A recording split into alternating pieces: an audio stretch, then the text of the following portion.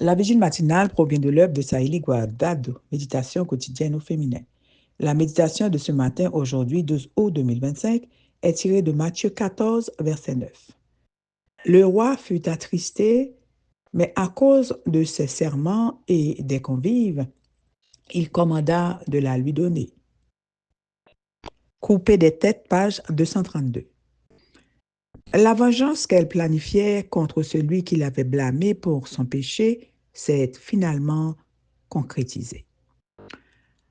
En usant de manipulation et de son pouvoir, elle s'est servie de sa propre fille à des fins maléfiques.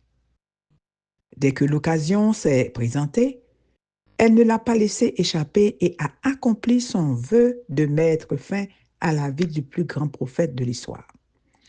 De plus, pleine de joie, elle a proféré des insultes sur la tête coupée de Jean-Baptiste. Hérodiade fait partie des femmes les plus méchantes de l'histoire biblique.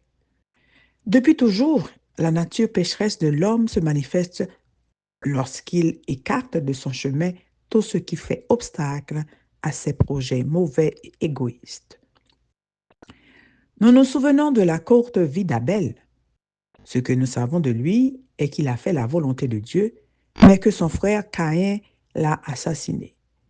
Jézabel aussi a fait tuer Naboth pour pouvoir s'emparer de sa vigne. Ceux qui accédaient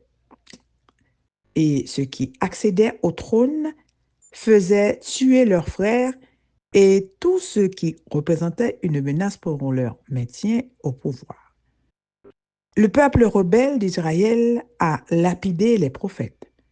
Il les emprisonnait et les tuait lorsqu'ils dénonçaient sa mauvaise conduite. Couper des têtes est le choix de ceux qui n'ont pas la volonté de servir le Seigneur avec abnégation, mais qui le servent uniquement pour nourrir leurs désirs égocentriques. S'ils voient que quelqu'un représente une menace pour leur ego, ils éliminent cette personne. Si quelqu'un de bien intentionné leur fait comprendre que leurs actions ne sont pas correctes, ils se détournent de cette personne et commencent à chercher le moindre trait d'imperfection chez elle afin de pouvoir la critiquer. Aujourd'hui, il y a encore des Hérodiades qui font couper des têtes métaphoriquement parlant pour que leurs sombres secrets ne soient pas révélés. Aux postes politiques et gouvernementaux, dans les cours royales, les organisations religieuses et dans tous les domaines de la société, nous trouverons toujours des personnes comme Hérodiade, qui sont des disciples de l'ennemi.